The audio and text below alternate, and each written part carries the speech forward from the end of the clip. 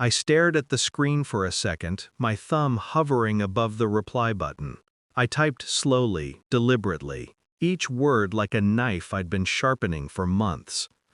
I'm not your husband anymore. Don't come back. I hit send. Then I put my phone face down on the counter and listened to the silence swallow the room. 5 minutes later, my phone started vibrating.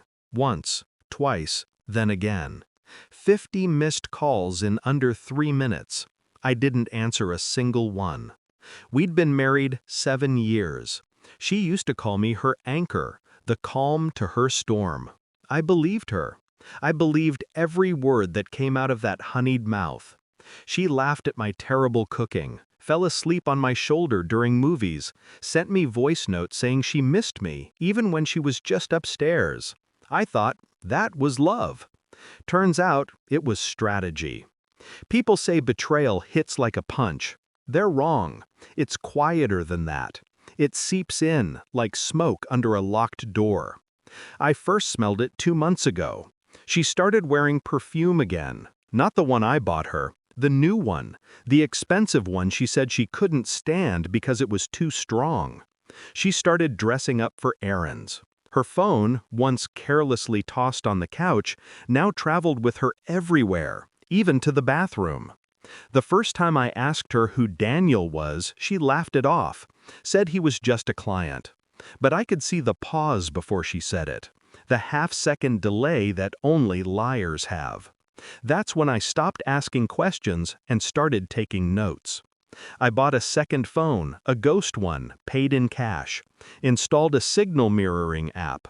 Every message she sent or received, I read. Every photo, every late-night text, every "I miss you" that wasn't meant for me, I saw it all. I didn't confront her. I played my part. The quiet husband. The oblivious fool. Meanwhile, I was rerouting accounts, freezing joint cards, moving assets into a trust under my sister's name. By the time she told me she needed space, she was already standing on the edge of the cliff I built for her.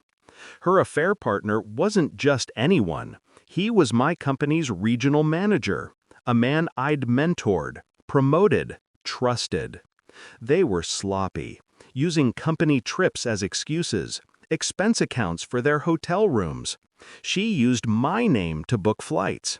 He used the corporate card. Evidence practically wrote itself. I compiled everything. Texts, call logs, receipts, photos, even a recording of them in my house while I was away on business. Then I sent a single anonymous email to HR and copied the board. By morning, he was fired for breach of ethics. By afternoon, she was unemployed too, the company's HR assistant who'd approved his false expense reports. 2 birds, 1 bullet.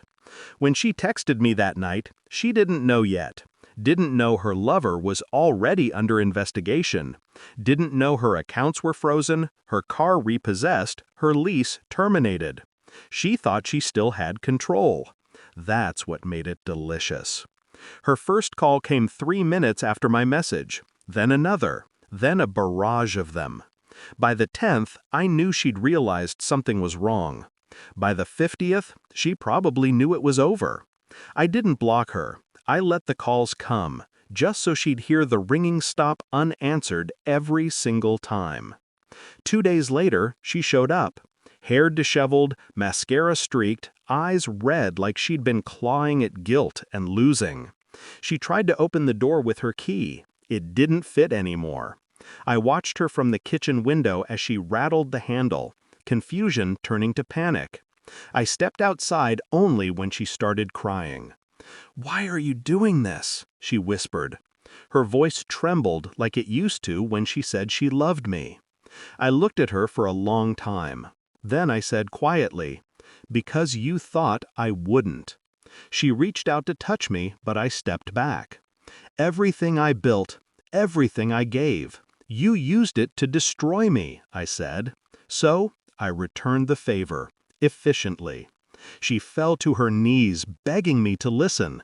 I almost laughed, not because it was funny, but because of how predictable it all was.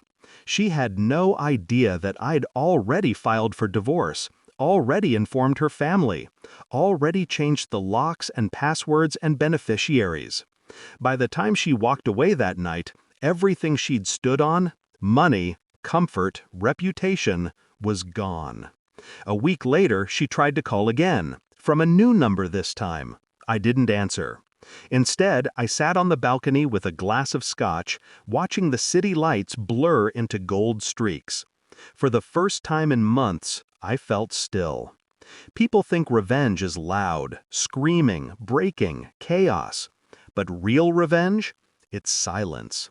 It's the absence of your name on every document you thought you owned.